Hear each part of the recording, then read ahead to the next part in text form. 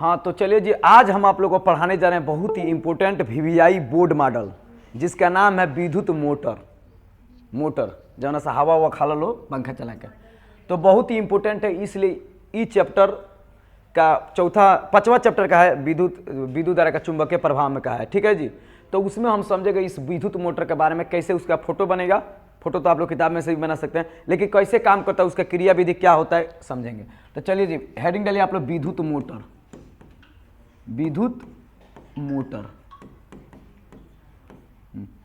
देखिए जी, विद्युत मोटर समझिए। देखिए, एक होता है जनित्र या डायनेमो, है कि नहीं, जिसको जनरेटर भी कहते हैं, और एक होता है विद्युत मोटर। तो ध्यान दिए, जनरेटर में आप देखे होंगे तो जनरेटर में से करंट निकलता है, यानी कहने का मतलब वह यांत्रिक ऊर्जा को विद्युत ऊर्जा में बदलता है, जहां से करंट। ऑब्जेक्टिव में आपका कंफ्यूजन हो जाएगा, लेकिन मोटर का खासियत होता है कि यह विद्युत ऊर्जा तो लेगा, लेकिन उसमें से देगा यांत्रिक ऊर्जा। तो वह यंत्र जो विद्युत ऊर्जा को यांत्रिक ऊर्जा में बदलता है, उसे कहता है विद्युत मोटर। तो सबसे पहले इसका डिफिनीशन क्या होगा विद्युत मोटर का? वह यंत्र, वह लिखिए जी, आप लोग लिखिए, वह यंत्र जो विद्युत ऊर्जा को यांत्रिक ऊर्जा में बदलता है। यांत्रिक ऊर्जा में यानी मैकेनिकल एनर्जी, उससे मन करे तो पंखा चलाओ, मन करे तो चक्की चलाओ, जो मन करे करो। वह यंत्र जो विद्युत ऊर्जा को यांत्रिक ऊर्जा में बदलता है, उसे विद्युत मोटर कहते हैं।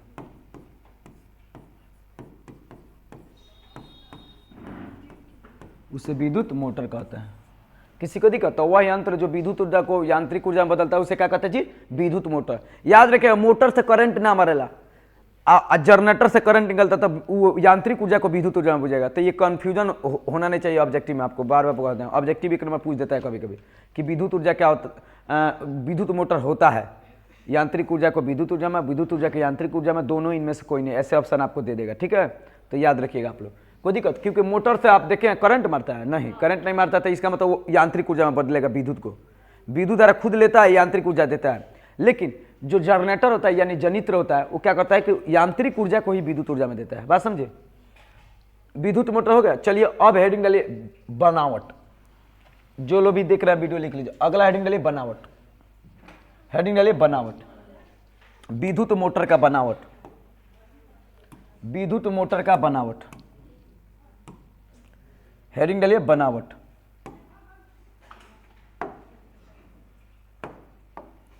बनावट क्या हेडिंग डालिए? बनावट, विद्युत मोटर का बनावट। देखिए जो अब कैसे बनता है, देखिए किताब में जो फिगर बना है आप लोग बना लीजिएगा, हम विद्युत मोटर का दिखा भी देते हैं, हम अपने तरफ से अपने सिंपल सहूलियत के अनुसार बना लेते हैं अपना। देखिए देखिए उसमें क्या होता है कि दो शक्तिशाली चुंबक रहता है, ऊपर और नीचे क्या रहता है जी? दो शक्तिशाली चुंबक रहता है। तो एक ऊपर हम शक्तिशाली चुंबक ले लिए, एक नीचे। तो मान लीजिए हम दो शक्तिशाली चुंबक ले लेते हैं। किसी को दिक्कत? अब देखिए इसमें किसी को दिक्कत जी? तो ऊपर एक चुंबक ले लिए, एक नीचे, ऐसे रहेगा, एक अवतल लेंस की तरह, एकदम अवतल दर्पण जो होता है ऐसे ही खंडित रहेगा। बात समझे? अवतल की तरह ऐसे, तो ऊपर से ऐसे और नीचे से ऐसे रहेगा। ठीक है जी, मेरा फिगर में 3D में नहीं है, आप लोग किताब में 3D में हम दिखा भी देते हैं। फिलहाल ये समझिए दो चुंबक हो गया। अब क्या करेंगे, इस चुंबक में हम क्या करेंगे? तांबे के तार की कुंडली लेंगे। इस चुंबक में क्या लेंगे जी? तांबे की तार की कुंडली। तो थोड़ा सा हम कलर बदल लेते हैं, तार हम लाल कलर से ले लेते हैं, तांबे की तार की कुंडली लेते हैं। तो ये तार हो गया,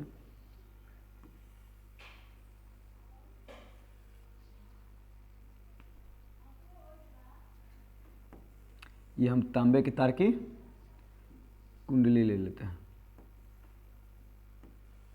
ये हो गया तांबे की तार की कुंडली। किसी को दिक्कत? अब देखिए अब क्या करेंगे, इसके बीच में देखिएगा मोटर में एगो रॉड सुई की तरह खूब सोयलार उजरक रहता है, तो वो भी एक लगा लेंगे। तो हम उसको उजर कलर से ही बना देते हैं, वाइट कलर से एक होता है, आप ऐसे देखे होंगे।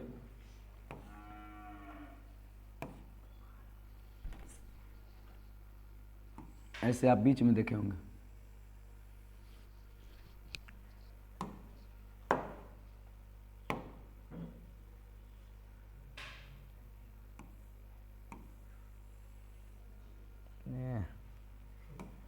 थोड़ा सा इसको मोटा था ये, फिर मोटा क्या नहीं बन रहा जी? इका ये तो इंची ही काम नहीं कर रहा। अच्छा इंची है ये वाला है, थोड़ा सा इंची इसको हटाओ, फिर इंची लीजिए, इंची लीजिए,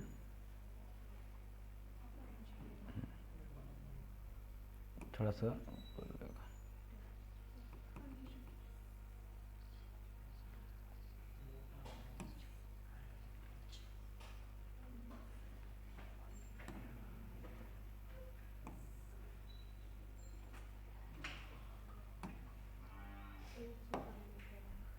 नहीं हो गया ये इसमें नहीं जी, इसमें इंची में अब हो गया। वो इंची में नहीं था, ये थी में पेन में चल गया था, कोई दिक्कत?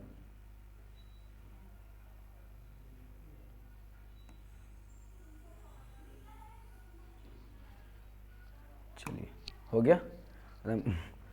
अब इसका ठोर बना देते हैं, ठोरवा ढेर। चलिए ठीक है, इधर अब देखिए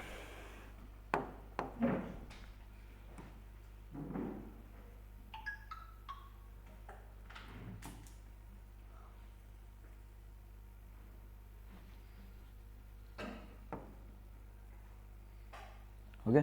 देखिए जी, तो यहाँ पे देखिए, अब हम ये विद्युत परिपथ लगा दिए, अब हम इसमें एक जोड़ देंगे वलय को। क्या जोड़ देंगे? वलय को। तो वलय का कलर हम बदल लेते हैं, चलिए हम इस कलर से ले लेते हैं, थोड़ा सा वलय को ऐसे लेते हैं, खंडित दो वलय लगा लेंगे, किसी को दिक्कत? ये दो का लगा लीजिए जी, खंडित वलय। अब देखिए दो खंडित वलय हो गया, दो खंडित वलय हो गया, दो खंडित वलय लगे। अब देखिए, अब थोड़ा सा इसमें हम कार्बन ब्रश लगा लेते हैं, तो कलर कार्बन ब्रश ब्लैक से ले लें, ब्लैक वाला तो नहीं चलेगा,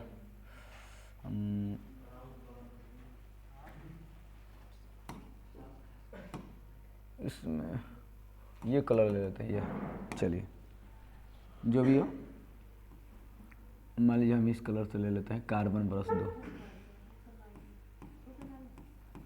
तो क्या हो गया, लाल है तो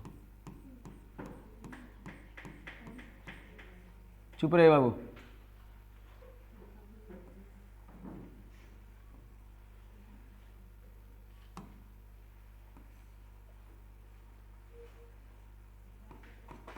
अब ब्लैक से बनाते तो थोड़ा सा अलग हो जाता है, बोर्डवे ब्लैक है कि नहीं? तो उससे कोई बात नहीं। ओए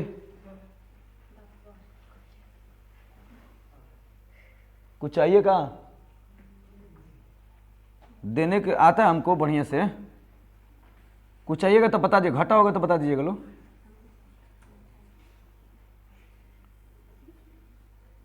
ये हो गया आपका कार्बन ब्रश। क्या हो गया?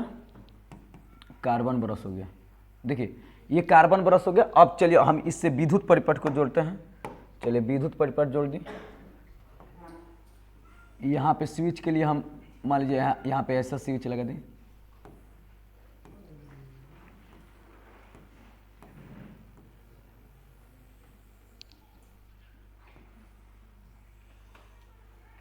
ये हो गया आपका विद्युत परिपथ। देखिए ध्यान दीजिए, ये माइनस वाला है, ये प्लस वाला है।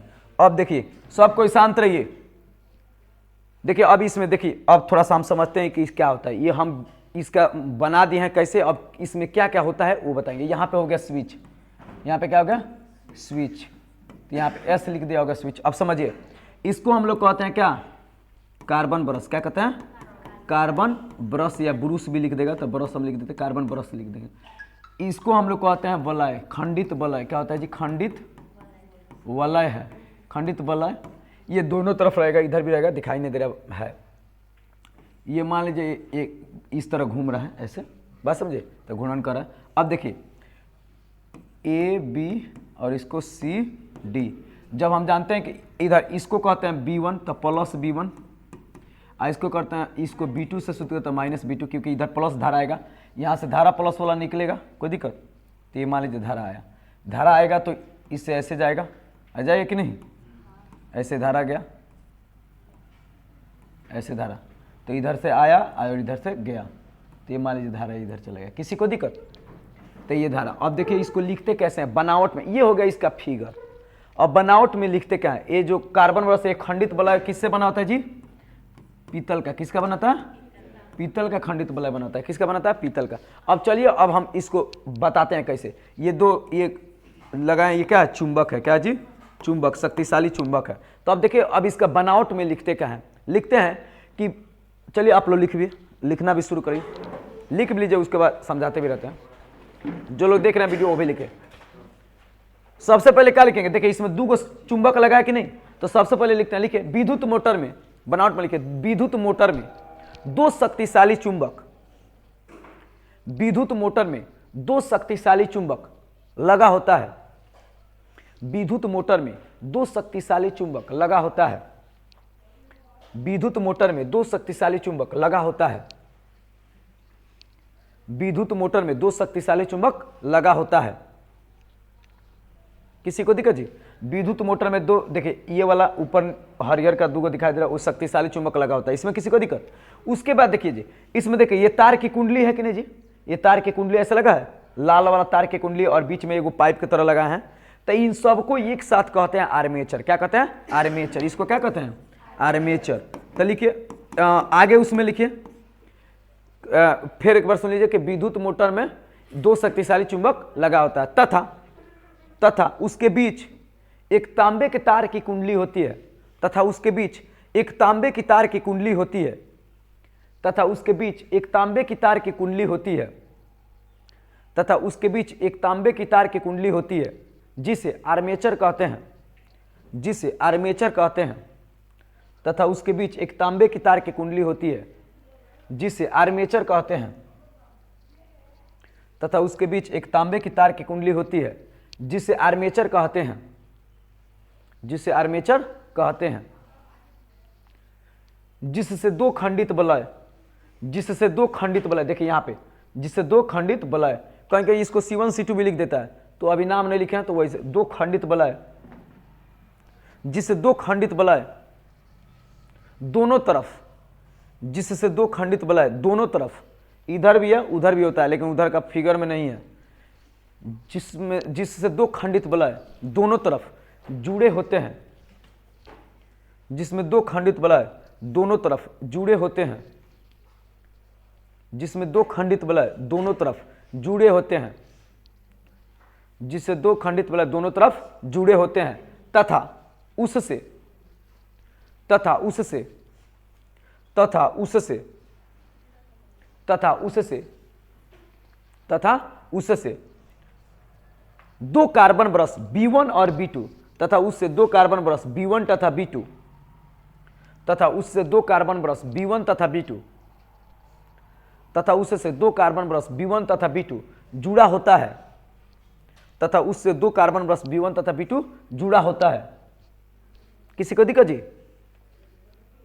तथा B1 तथा B2 विद्युत परिपथ से जुड़े होते हैं, तथा B1 तथा B2 विद्युत परिपथ से जुड़े होते हैं, तथा B1 तथा B2 विद्युत परिपथ से जुड़े होते हैं। इसका मतलब ये करंट के लिए होते हैं, वो विद्युत परिपथ में आगे जाकर जुड़ जाएंगे।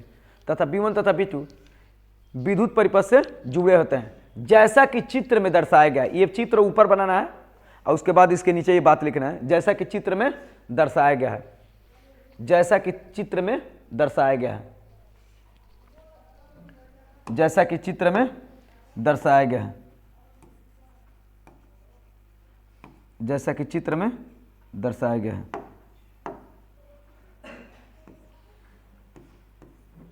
जैसा कि चित्र में दर्शाया गया। इसमें किसी को दिक्कत, देखिए जो बनावट में था हम लिखवा दिए। फिर एक बार ध्यान से, जो लोग वीडियो देख रहे हैं वो भी ध्यान से देखिए, जो बात को लिखवाए वो समझाते हैं।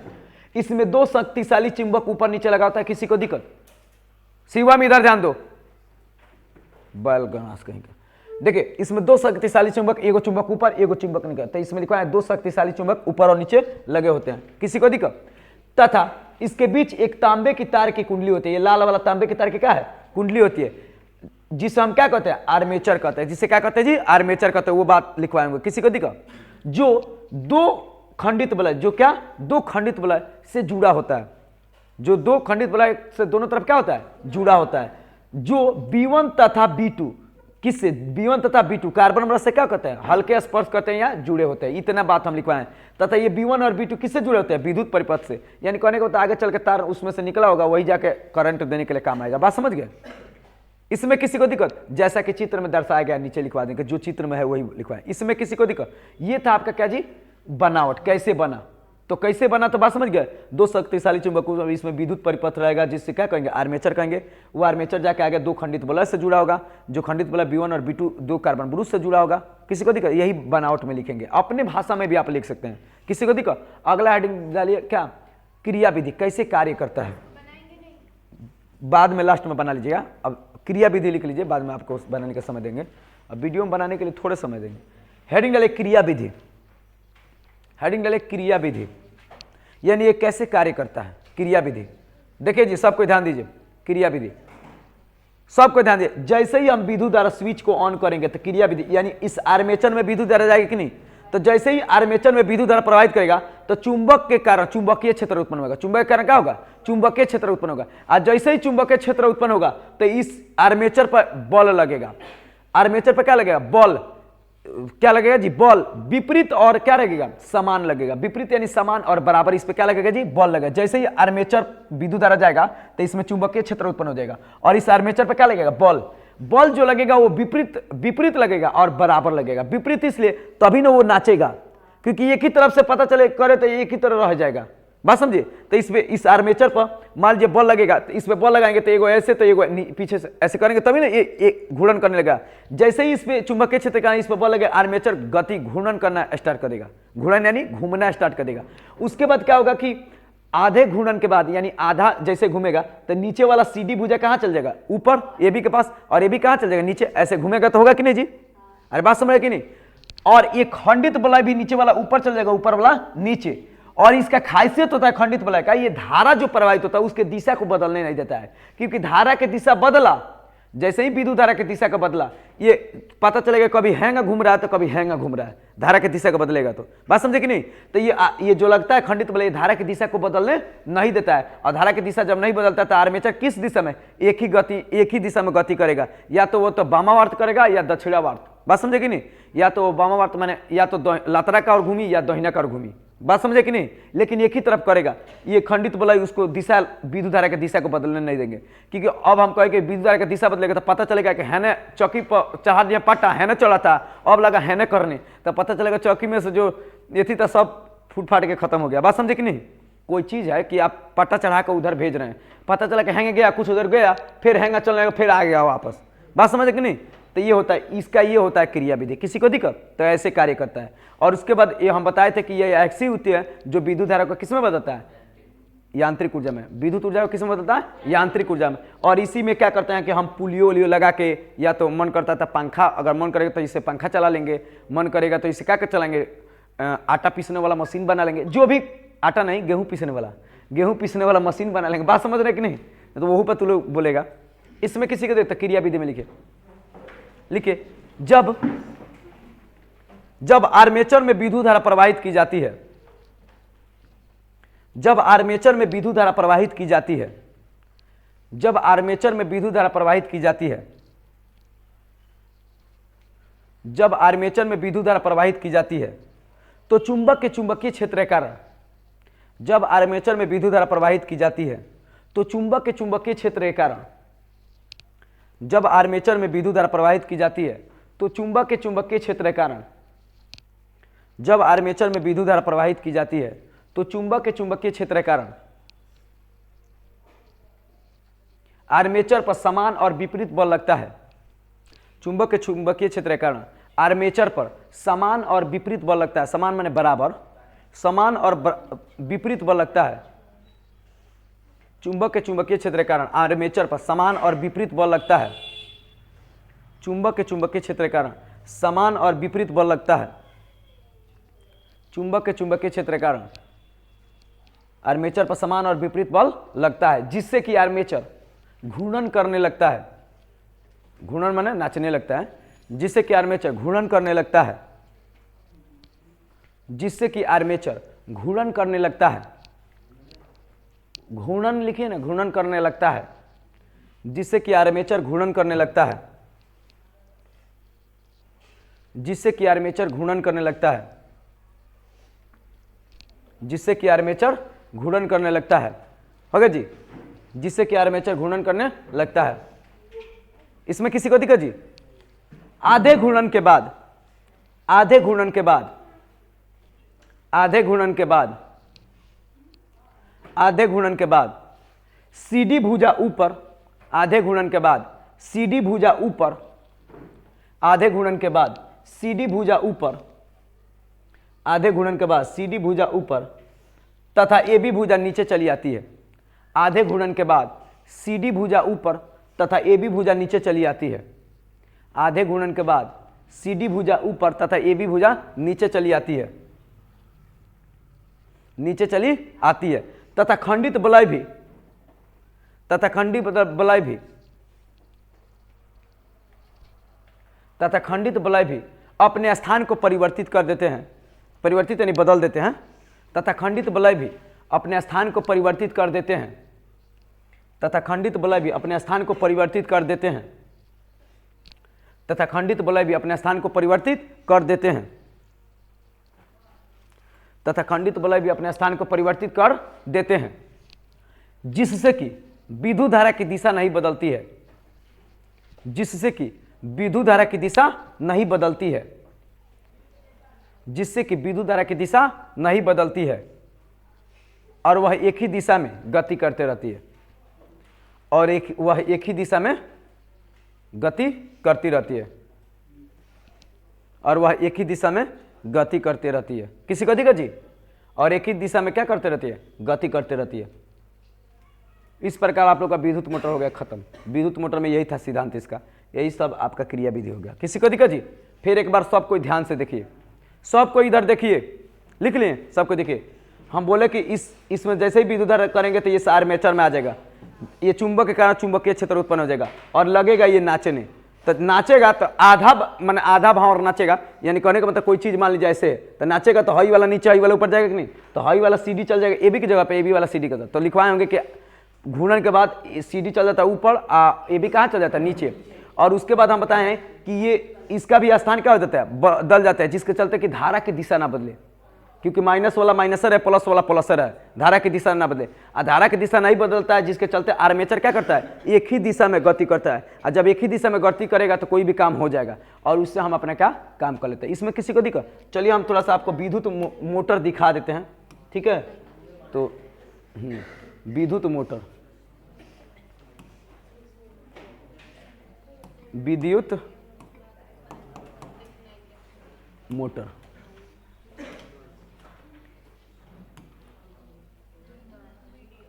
हाँ जी,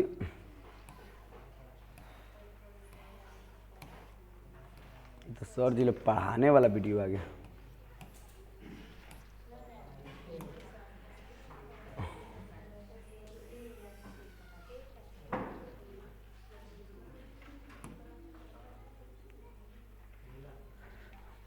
विद्युत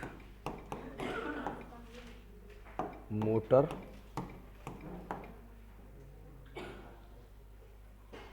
वीडियो,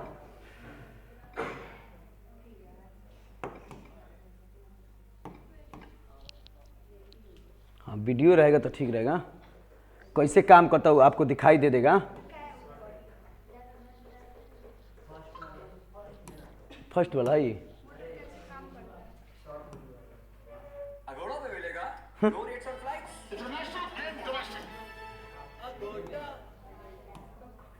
दोस्तों, आप अपने घर के चारों ओर देखेंगे तो आपको ऐसे कई उपकरण दिखाई देंगे जिनमें ये सब मोटर से चल रहा है, कि बच्चों के खेलने के खिलौने, table fan, toothbrush, hair dryer और इलेक्ट्रिक कटिंग चाकू।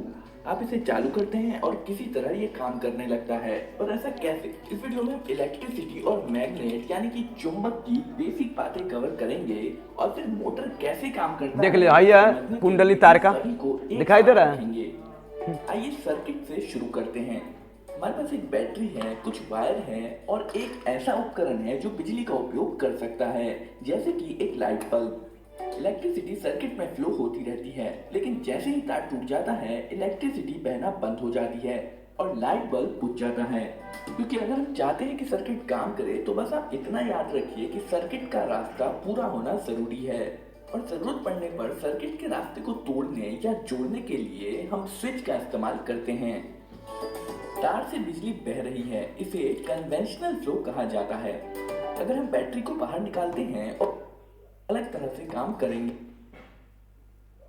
करते हैं, आप इन्हें बंद या चालू नहीं कर सकते। यह कई छोटे छोटे मैग्नेटिक डोमेन से बना होता है जो विद्युत मोटर वाला ना हम लोग को देखना है। यह मैग्नेटिक डोमेन से तो बना है, लेकिन इसके मैग्नेटिक डोमेन विभिन्न दिशा। अब अगर हम तारों को आपस में बदल दें तो इलेक्ट्रोमैग्नेट के पोल्स बदल जाएंगे। सेम पोल रिपेल कर इसमें सर्किट कनेक्ट करने के लिए इसके साइड में दो ब्रशेस जोड़े जाते हैं। देखिए अब आ गया, घूमता है, अब आ गया, अब धीरे धीरे आ रहा यह एक रिंग है जिसमें दो कैप्स। देखिए अब थोड़ा सा और हमारा सर्किट कंप्लीट है। देखिए सर्किट बना। इस बार आप इलेक्ट्रोमैग्नेट को फ्लैट मान सकते हैं चलिए, और इस मैग्नेट का नॉर्थ पोल सेंटर की तरफ है। इस प्रकार साइड में लगे हुए मैग्नेट्स के तालमेल से बीच वाला मैग्नेट घूमता रहता है। यहाँ पर जो हमने देखा वह इलेक्ट्रिक मोटर का बहुत ही साधारण रूप है। इसे उपयोगी बनाने के लिए हमें इसमें कुछ सुधार करने होंगे। तो साइड मैग्नेट्स को हटाकर ज्यादा पावरफुल कर्व्ड मैग्नेट्स लगाए जा सकते हैं और वायर लपेटे हुए बोल्ट की बजाय हम मेटल लूप का इस्तेमाल करेंगे, जिसे आर्मेचर कहते हैं। वायर जोड़िए और हमारा सर्किट कंप्लीट है। इस बार आप इलेक्ट्रोमैग्नेट को फ्लैट मान सकते हैं, जिसका साउथ पोल ऊपर की तरफ है और नॉर्थ पोल नीचे की तरफ। अब आर्मेचर तब तक घूमेगा जब तक कि विपरीत पोल एक दूसरे के सामने नहीं आ जाते हैं। हम चाहे तो पहले की तरह ही वायर के छोरों को बदलकर इलेक्ट्रोमैग्नेट्स का घूमना जारी रख सकते हैं, लेकिन यहाँ बैठकर इस वायर को स्विच करते रहना बेहद मुश्किल काम है और इस मुश्किल काम को आसान बनाने के लिए हमें आर्मेचर में कुछ जोड़ने की जरूरत है, जिसे कम्यूटेटर कहा जाता है। यह एक रिंग है जिसमें दो कैप्स हैं और ये आर्मेचर के साथ घूमेगा। इसमें सर्किट कनेक्ट करने के लिए इसके साइड में दो ब्रशेस जोड़े जाते हैं। जब कम्यूटेटर घूमता है तब यह ब्रशेस इसको बलॉय कहते हैं। हमेशा कांटेक्ट बना रहे, इसके लिए स्प्रिंग्स का उपयोग किया जाता है। करंट वायर से ब्रश से कम्यूटेटर रिंग से आर्मेचर और फिर आर्मेचर से कम्यूटेटर रिंग और ब्रश के माध्यम से वापस वायर में फ्लो हो जाता है। अब जब इलेक्ट्रोमैग्नेट घूमेगा तो आर्मेचर और कम्यूटेटर रिंग भी घूमेंगे। इस बार इलेक्ट्रोमैग्नेट जब लगभग इतना घूम लेगा तब ब्रशेस कम्यूटेटर रिंग के दूसरी तरफ स्विच कर लेंगे। याद रखिए दो ब्रशेस हैं और यह चीज दोनों तरफ होगी। कॉन्टैक्ट स्विच होने से पहले करंट इस तरह से फ्लो हो रहा था, पर जब ब्रशेस साइड स्विच कर लेंगे तब करंट इस तरह से फ्लो होने लगेगा और जब करंट की डायरेक्शन बदल जाएगी तो इलेक्ट्रोमैग्नेट की पोलैरिटी भी बदल जाएगी और आर्मेचर घूमता रहेगा। असल में कम्यूटेटर रिंग यहाँ पर वही काम कर रहा है जो पहले हम वायर बदल कर रहे थे, पर इस बार यह सब कुछ अपने आप ही कर ले रहा है। जब तक ये बैटरी से जुड़ा हुआ है तब तक यह इसी प्रकार घूमता रहेगा। बैटरी डिस्कनेक्ट कर देने पर इलेक्ट्रोमैग्नेट भी नहीं रहेगा और घूमना भी बंद हो जाएगा। अभी तक हमने आर्मेचर पर बस एक लूप का इस्तेमाल किया है। इसमें मोटर की स्पीड इरेगुलर होती है और इसके अलावा जब ब्रशेस कम्यूटेटर रिंग के टुकड़ों के बीचों बीच होगा तब इस स्थिति में मोटर रुक भी सकता है। इस मुसीबत से बचने के लिए यहाँ पर हम कम्यूटेटर रिंग को और दो भागों में बांटकर और एक लूप जोड़ सकते हैं। शुरुआत में ब्रशेस इन दो कम्यूटेटर के टुकड़ों के कांटेक्ट में होते हैं जो इस इलेक्ट्रोमैग्नेट को ऑन कर देते हैं, जिसके कारण यह घूमना शुरू कर देता है। जुड़ गया। पर जब कम्यूटेटर रिंग घूमकर इस पोजीशन पर आती है तो ब्रशेस का कांटेक्ट कम्यूटेटर टुकड़े के अगले जोड़े के साथ हो जाता है, जिसका मतलब है पिछला वाला लूप ऑफ हो जाता है और अगला लूप ऑन हो जाता है और अब अगला इलेक्ट्रोमैग्नेट घूमता है। ब्रशेस फिर से कांटेक्ट बदलते हैं और अगला लूप ऑन हो जाता है। मोटर के घूमने के दौरान यह लगातार होता रहता है और लूप्स एक के बाद एक इलेक्ट्रोमैग्नेट बनते रहते हैं और मोटर को घुमाते रहते हैं। कुछ इलेक्ट्रिक मोटर के आर्मेचर में कई लूप्स जोड़े जाते हैं जिससे मोटर स्मूथली चलता रहता है। आर्मेचर के घूमने से जो घूमने घूमने वाला बल पैदा होता है उसे टॉर्क कहते हैं। ज्यादा टॉर्क का मतलब है मोटर की ज्यादा स्पीड। मोटर का टॉर्क बढ़ाने के लिए हम कुछ चीजें कर सकते हैं, जैसे ज्यादा वायर होने से इलेक्ट्रोमैग्नेट ज्यादा पावरफुल होता है। उदाहरण के लिए अगर बोल्ट पर ज्यादा वायर लपेटा जाए तो पावरफुल इलेक्ट्रोमैग्नेट बनेगा। आर्मेचर लूप्स भी बहुत सारे वायर से बने होते हैं, जिसका मतलब है मोटर में ज्यादा पावरफुल इलेक्ट्रोमैग्नेट होगा और मोटर भी ज्यादा स्पीड से घूमेगा। यही कारण है कि अगर आप किसी असली मोटर को खोलकर देखेंगे तो पाएंगे कि उसमें बहुत सारा वायर लपेटा हुआ होता है। ज्यादा वायर का मतलब है ज्यादा पावरफुल इलेक्ट्रोमैग्नेट। इसे पावरफुल बनाने का दूसरा तरीका है कि इसमें ज्यादा इलेक्ट्रिसिटी दी जाए। आइए हम मोटर से संबंधित और भी कुछ नाम देख लेते हैं। यहाँ पर जो पार्ट नहीं घूम रहा है उसे स्टेटर कहते हैं, जो कि इस केस में साइड में लगे दो परमानेंट मैग्नेट्स हैं। ये स्टेटर एक मोटर केस के अंदर फिट होता है और बीच में जो आर्मेचर है उसे रोटर भी कहते हैं। यही वो पार्ट है जो घूमता है। मोटर के बीचों बीच एक शाफ्ट लगा होता है जो मोटर के पीछे से बाहर आता है। इस वीडियो में आपने जो मोटर देखा है वह एक डीसी मोटर है। अगर आपके पास कोई उपकरण है जिसमें मूवमेंट होता है और वो बैटरी से चलता है तो ज्यादा चांसेस हैं कि उसमें डीसी मोटर ही लगा होगा। मोटर चाहे जिस भी प्रकार का हो, लेकिन अधिकांश तरह के मोटर्स रोटेटिंग मोशन बनाते हैं, जिसे बाद में उपयोग अनुसार अलग अलग मोशन में बदल दिया जाता है।